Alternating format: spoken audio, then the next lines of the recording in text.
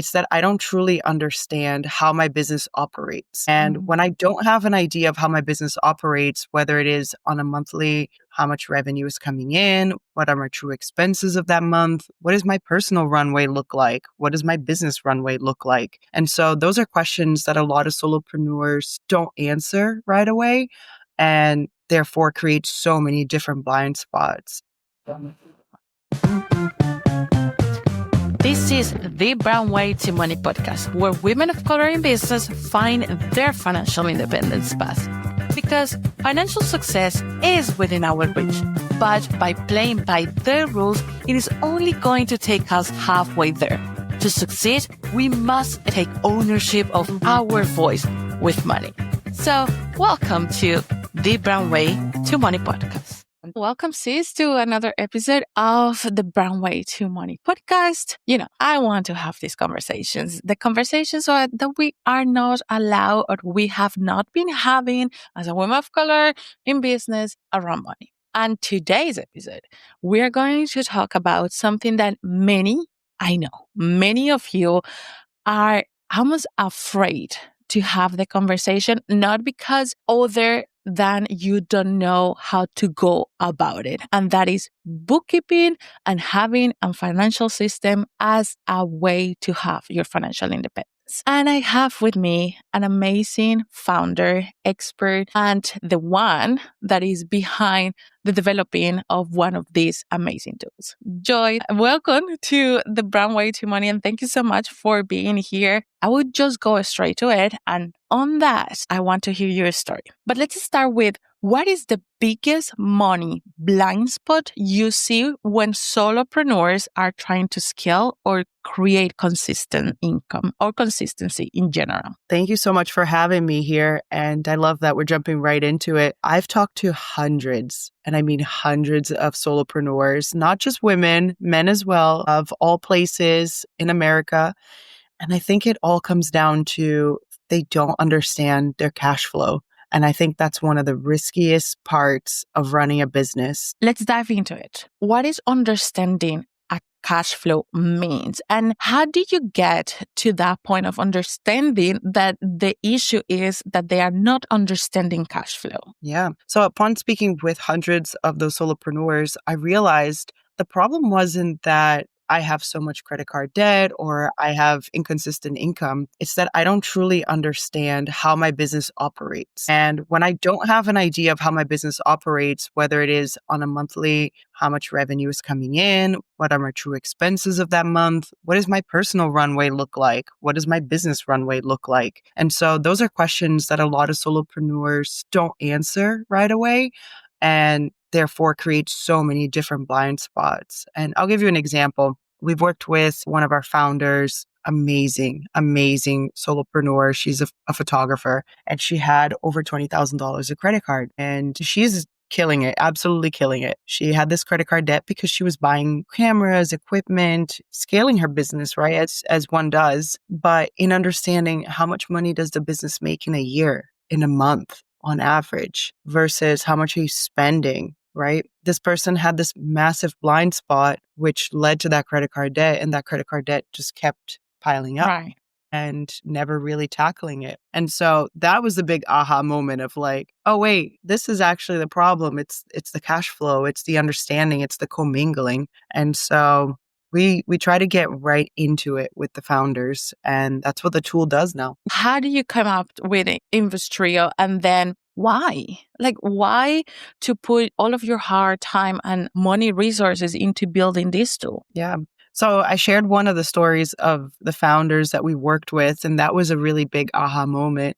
It just so happened that that same problem happened over and over and over again. And Investrio was originally a tool to help people get out of credit card debt. So we were consulting for the credit card debt. I originally built it as a consulting business. Eventually it kept happening over and over again. I'm like, this is a system. This is a problem. This is something we can automate. And then the conversations with the solopreneur started to happen, and we decided to fully pivot into what is today a automated bookkeeping tool.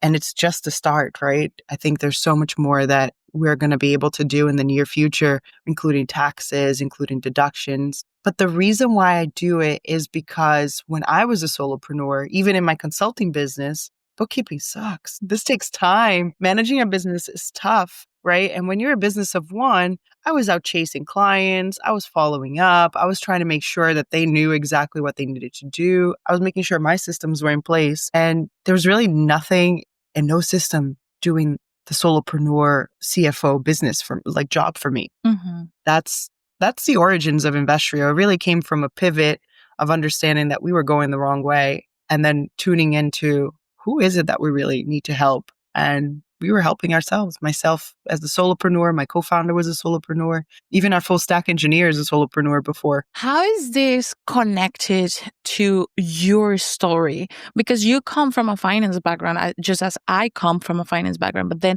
realize that it's a whole set of different kind of tools, mindsets, and even understandings. We talked about it last time that before this recording, that some people are putting tools out there and they don't even know what the walk is. Like they are telling you to walk a path that they haven't walked yet. And I see so much danger in that. But what is your connection coming from that finance background to building this tool that understands the challenges? Yeah. I think it comes from a place of beyond, right? My father was an entrepreneur. My grandfather was an entrepreneur. Okay. And, my family, I'm an immigrant in America. I came from Brazil, and my family never got to grow financially in a way that I have personally been able to as a W-2 employee. And I think it's because of systems. I think it's that lack of knowledge. I think it's the lack of systems. I think it's the lack of access in a lot of ways. And so as I'm building the tool for the solopreneur, I'm also thinking about how much access my family didn't have and how much solopreneurs miss out on. They're absolutely brilliant. They're so talented. They're able to make money, but can we scale it? Can we grow it? Right. And if you have a good way to measure it, you can absolutely grow it. And yeah, my background's in trading algorithms. So I have a knack for automating things. But, I always think to myself, like, if we can automate trading and trading algorithms for fixed income space, we should be able to automate this and we should be able to make this experience for the solopreneur so much better than it is. Yeah. And give them that experience of a W-2 employee for their business of one. I love that, like give the experience that they expect on a W-2 on their business, because it's really, not many people love to go into bookkeeping. I love to do my bookkeeping. Like I still till these days sit down and do my bookkeeping because like having that conversation with my business, right? Having that intimate conversation. And I've been doing bookkeeping since I'm 12 years old when I sit down with my mom to do bookkeeping for her business. But that's something that I decide to do. It's my choosing to do, but it's not the experience for many. It's certainly not that you are like you that are listening to this podcast. I don't expect you to have the excitement that I have when I do bookkeeping, and it should be really part of your business, just like you do marketing, just like you do sales, just like you do social media. It should be like that part that you check and is there without having this stressful experience. And that leads me to my next question. What do you think is so many entrepreneurs feel shame or that anxiety around looking at their business finances and therefore avoid to have these kind of tools? Yeah.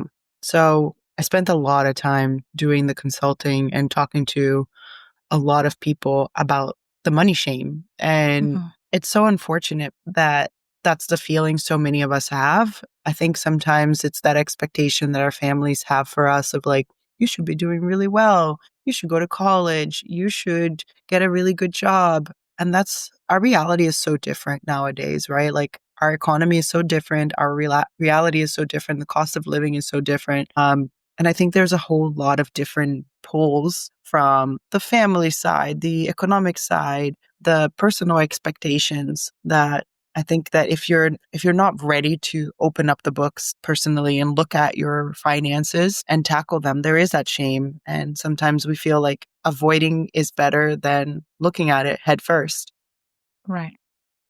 And so it's common. It's like if you're feeling this way, it's common, especially for an entrepreneur because you're pulled in so many different directions. Your business can be doing really well and the numbers are just there to support you. So I love that you have this intimate relationship with the numbers for your business. I wish that more people had that. And for those who feel like it is such a high barrier, it is so stressful, we're trying to build something calming, something beautiful, something easy so that you don't feel that stress. It really shouldn't bring stress. It should bring clarity at the end of the day. Yeah. And I would just add there that this is a financial trauma response. Avoidance is a financial trauma response. So when I see tools like this, and it has happened that with the ones that I have had one-on-ones, it has happened that once you do it the first time, the second time you either go like, you don't want to open it again because you confirm what you thought in the first place, or you feel at more ease when you do it for the second time. So I believe that any system should be there to support your path. And what you have to work on is the understanding and narratives that your mind is giving to that tool and that information that that tool is giving to you. Because certainly a bookkeeping system or any other system in your business is not telling you that you're doing something wrong. It's not telling you anything really. It's just giving you a data so that you can kind of like read that data in a concise, collected way. Because relying on memory when you are a solopreneur is unsustainable. Like if you want to scale, that is not the way to go. If you want to avoid taxes penalties, that is not the way to go. If you want to maximize, like you said, the deductions that you have as a solopreneur, if you base all of that in memory and in what you think you're doing, it is not only unsustainable, it is not healthy, and it is not scalable. So my take here from the trauma perspective is keep coming back to these conversations. Keep coming back to making money part of your daily conversation, whether it is through this podcast, whether it is to your best friend, whether it is to that bestie that you can talk money or business about, but make it a part of your daily conversations, because when you do that, just like any other topic, it becomes a natural step for you to do. And that leads me to my next question for you, Joyce, is what are some signs that solopreneurs can have? Like what are those signs that they can spot when they already have a bookkeeping system? And it's just not working? What are those some signs that system is not working for them? It's actually working against. It is time for Brownweight Unfiltered, where we take a moment to talk about the one thing with money, the one belief, the one conversation that you were too scared to talk about. But when you did, everything changed for the better. That's right, sis. We are going to go there. Yeah. So I used to work at Goldman Sachs, and I was working on the trading floor. And I'm the first one in my family to work on Wall Street. I'll tell you that much. I called the financial advisor we had access to my first couple of months working on Wall Street full time. And essentially, I was so scared of what was coming. My student loans were about to hit. I was about to get paid. I was about to pay over $1,000 a month in just student loans alone, which is the reality, right? Even though I had a scholarship, I still had to borrow money and still had $100,000 of student loans. And I get a phone call from this advisor who is telling me, you have to invest in your 401k, you have to save for your future, you also have to pay down the student loans, and you also have to live in New York. Mm-hmm. And he's just like, that's not enough money. You're not making enough money. And I'm like, what do you mean I'm not making enough money? Like, I'm just out of college. This is a great job. And I can't pay to live in New York and pay my student loans and survive. Like, and that moment, just like my world was crumbling because I literally had no one else to turn to. Like, it's not like my parents knew exactly what to do. So I left that call and I was so disheartened by the situation. And I literally opened up a spreadsheet because that's, what we do best. Just put the numbers on paper or a spreadsheet and started calculating, okay, if I bring lunch to work, I was already living in a 1-bedroom apartment with 3 people, which is the reality of New York. That's just how it is. Very comfortable. And then realize like, okay, if I have a really tight budget, I can do this. I can get out of the student loan debt. I can start putting a little bit of money in my 401k and I can figure it out. I took a side gig, walking dogs on the weekends. This is just a reality, right? Of like what I had to go through. But yeah, it's not easy. Even if you get that amazing dream job, like you still have to face the realities of your budget. You still have to face the realities of your limitations. and sometimes get a side job walking dogs, which ended up being amazing, by the way. What are those some signs that that system is not working for them? It's actually working against them. Well, you brought up so many good points. I want to add that we're building this beyond bookkeeping, right? So today is a bookkeeping and automation tool. It helps you decommingle the personal and the business. So you're able to connect all of your accounts. And then if you're using, let's say, credit cards in a mixed way, we're able to help you get that sorted. I think one of the things that I would point out that it might be a good time for you to switch over to a system like this is when you feel like you still don't have clarity, right, between your personal and your business, and you don't have clarity. Where's the money going? Are these reports making sense for me? Right. And if you've let your bookkeeping go for over a couple of months, not that it's impossible to go in and clean it up, but we're building a tool that also includes insights, that also gives you high level overviews of where your business is. There's a chatbot named Vesti. She's your financial bestie, and you can ask her anything about the business, your cash flow. You can ask her for grants, access to capital. And so she's there more than just for chatbot support. She literally knows your finances. And the way we're building her is to be that agentic CFO. So high level today, it's a bookkeeping tool. But tomorrow, Vesti is helping you do your taxes. She's helping you see the deductions. She's helping you make sure the books are clean by the end of the month. She's reminding you. I'm building her a little bit also as like a bit nosy, so that she reminds you like, hey, I know you got the subscription, but let's make sure it's in the right place. And if you really need it still, right? That kind of thing.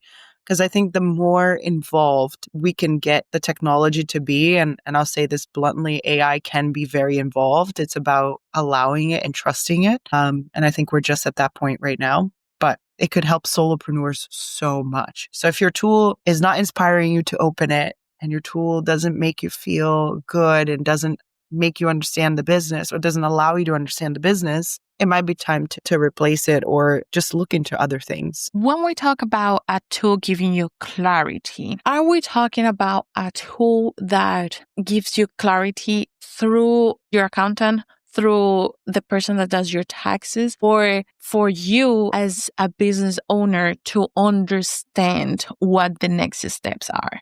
I think the tool should, on its own, give you clarity. Good design, good technology gives you clarity on its own. We don't have accountants on staff. We don't have somebody you can just call up and say, hey, I would like to talk to you about taxes. We're a very small team of 3 at this moment. But again, it's May 2025, and we might be growing very quickly in the near future to have accountants and staff to have those conversations, or to at least continue to educate Vesti so that you can have those conversations with no judgment and very quick responses. But a tool should give you clarity and good design when it's designed well with you in mind, understanding the problem, understanding the customer. Yeah. It should feel right. And that's the constant response we get with Investrio, just the colors, the way it looks, the way you can toggle between personal and business, the way you can still have a mixed bag of expenses and then be able to extract what is business and what is personal. Or not, right? Sometimes we just leave them in the mixed. And so it allows you to have that better understanding. And I think it's all because of the design. Tell you that you mentioned having personal and business expenses all together.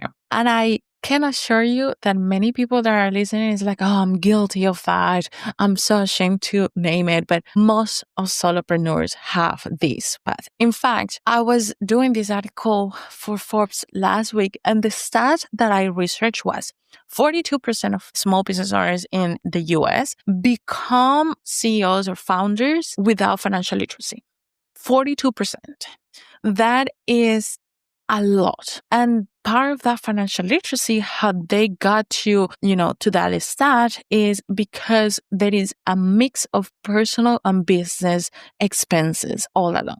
And that shows a lack of financial literacy. Now, what I want you to take from this stat and from this that we are sharing is that it is common, it happens, but when you get to sort what is for the business and what is my personal kind of expenses, you're setting yourself to become sustainable and scalable. If you're listening to this podcast, you are already like you have already an offer. You already know that you want to do this as a business. You already know that you don't want to go back to a 9 to 5 job. So if you know all of those three things and you still don't have clarity, what is the expense that belongs to you and your family, and what is the expense that belongs to your business, and how that expense is going to bring what you want, like what is the ROI of that expense, then you should start there. And having a system that allows you to do this is the way to go. Because again, relying on your memory or an Excel sheet after you have so many expenses, unless you want to dedicate a lot of your time doing that, it is not sustainable. In my experience with bookkeeping systems, beyond of, talking just as Alejandra, as the experience with a system that allows me to see my financial moves in general, my experience is that the more that you let them in, the more that they will help you out. And I love that you're building this agentic CFO, because there is so many things that come just as you're doing the things, right? Like, oh, I wish I could ask this question, or I wonder if that expense should really go there or should not, or I wonder how, if I project this expense in the next 12 months, my cash flow will look like next year. Those are questions that you only have when you're doing the thing, right? When you're in there. Exactly. And you have that companion. So I really like the companionship of the tool. And I already started to use it. I'm like, okay, I like this. It's a different, because I'm used to doing it on my laptop, and in a very pragmatic way. I'm saying this and I'm thinking about my father. This is too bad. It's like I see it like my dad doing the bookkeeping things. But when you have it, when you have a tool like this in your hands, that you're able to say, you know what, it is part of running my business. It's like literally is in your hands. I do see a lot of changing on the solopreneurial field. What are you hoping to see that we change in a year from now, in 5 years from now with this tool? And those are such valid points. I think there's like a rite of passage for a solopreneur, right? When you get started, so many people get started actually accidentally, right? I started accidentally to start it as a side business, then eventually non-accidentally started as a startup. But it's such a good point that everyone starts out with that mixed. It's just part of part of running the business. It's part of figuring it out. We're just trying to help the people figuring it out to just figure it out faster, right? And figure it out in a way that like saves you money, but most of all saves you time. Because everyone knows if you have 4 or 5 hours back in your month or in your week in bookkeeping, then you can go and build more of your clients, build more of your marketing, build beyond, managing finances. So using AI, using machine learning to help you systematize your business, it's the best way to get there. I think this is a fact. Right now, there are 42 million solopreneurs in America. Over 50% of them are small businesses run by women. And from the majority of the women that we've spoken with, they don't have many systems in place. And when it comes to other tools, it's very expensive, either to get started or it's just a very high threshold to get started or onboard it. Sometimes you have a consultant or whatnot. And so we're really trying to build that community first effect, like join it. You're part of a community now. You're part of this tool. You have resources. STI is there for you 24/7, but you also have this entire community of women. We have a group on WhatsApp, but we share grants, we share contacts. Everybody gets to market their business. And from there, we've already seen so many businesses partner up and do events together, which is super cool, right? I think women just do that organically. But where we get from here is that in 2027, the number of solopreneurs is about to double, which is something that is super exciting for us as a business because we're going to see way more solopreneurs, way more people take their talents and try to build out their businesses. And I think that's also a very cool change that that is happening real time in the economy. We're seeing a lot of people forego like the MBA, the traditional routes, and buy businesses instead. Right. We're seeing a lot of people start businesses, even if they're boring business. And I love a boring business like a car wash. I love a laundromat. The mainstream Right. businesses, right? cash flow business. My dream is to own a laundromat. I'll tell you that. And I tell you, I Mine. think exactly. And I think so many people are starting to realize that, sometimes it doesn't take as much work or to get into this business if you buy it outright. But then when it comes to the finances, it's like, whoop, I didn't know what I was getting into. Mm. I didn't think about it, or, I didn't really plan it out. So running a business is more than just like starting it up, right? It has this like consistency to it. And you and I know it takes time to perfect it. It takes time in technology, we call it finding product market fit, but also in content world, right? Finding your right niche, finding your right audience, and putting out something out there that sells and scales. And so if you have the magic to get that part going, we have the magic to get you continuing, right? Like that's where building this tool really becomes important. So I have a lot of hope for solopreneurship growing. I think a lot of people are taking a bet on themselves. There is this like lack of trust for the corporate world, for traditional careers, for W-2s, and it's this growth and self-reliance and trust that people want to have in creating their own business, which is, in my opinion, it's about time. Let's get back out there building. Please. Okay. How can people access to this tool if they can access right now? So today in May, we are still in test flight. We're still in private beta. We're selecting very specific people to use it. In the near future, as early as the summer of 2025, we want to be out on the App Store for everyone to use it. We want to perfect the experience before we launch it. But if you'd like to join our wait list, you can come to our website at www.investrio.io. And Investrio spells as investrio.io.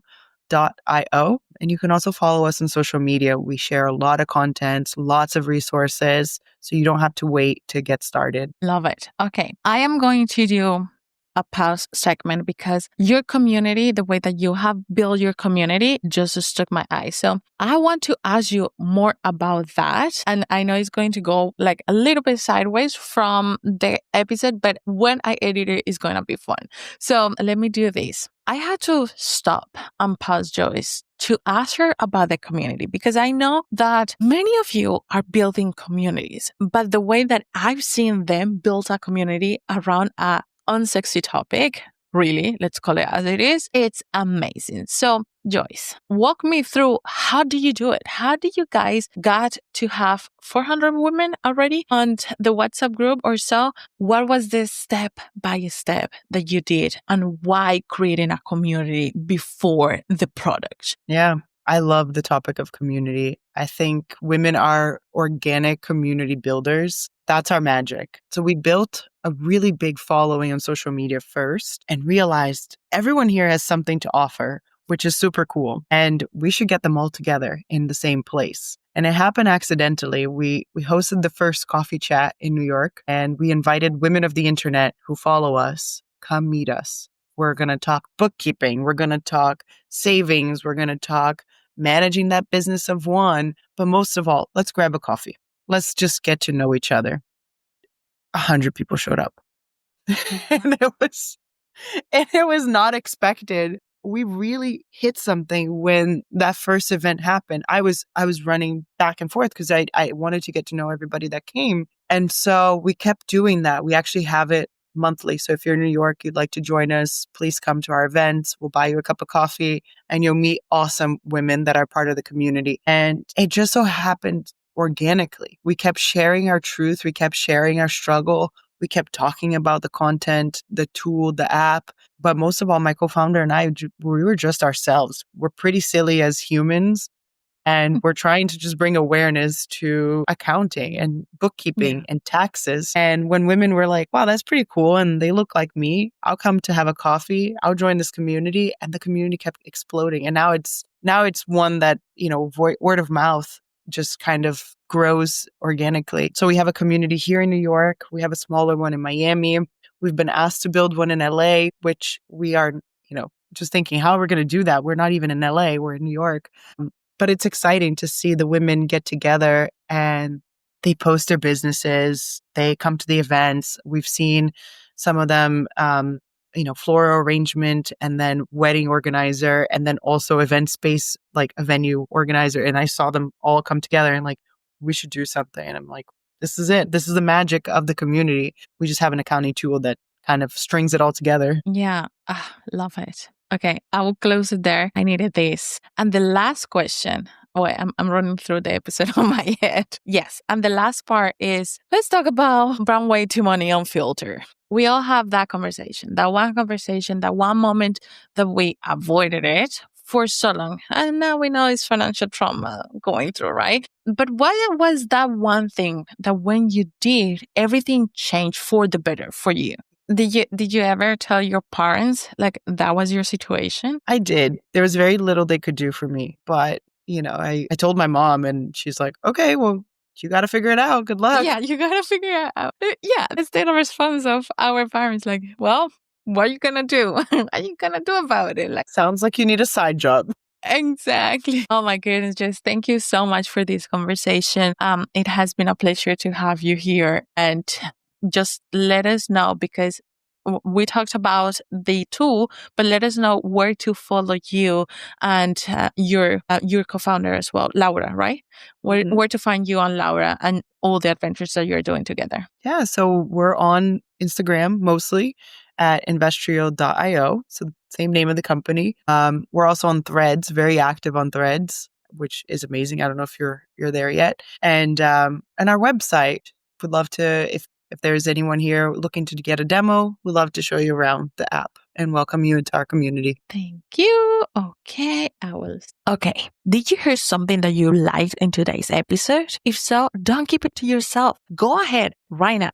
Yes, right now, before this episode ends, and send this episode to those 3 friends, 3 girlfriends that you know you can go to talk about finance, independence, money, business growth, entrepreneur life, and all of these juicy topics. Share this episode with them, because that is the only way we can grow together. I'm Alejandra Rojas, your host, and I will see you next week.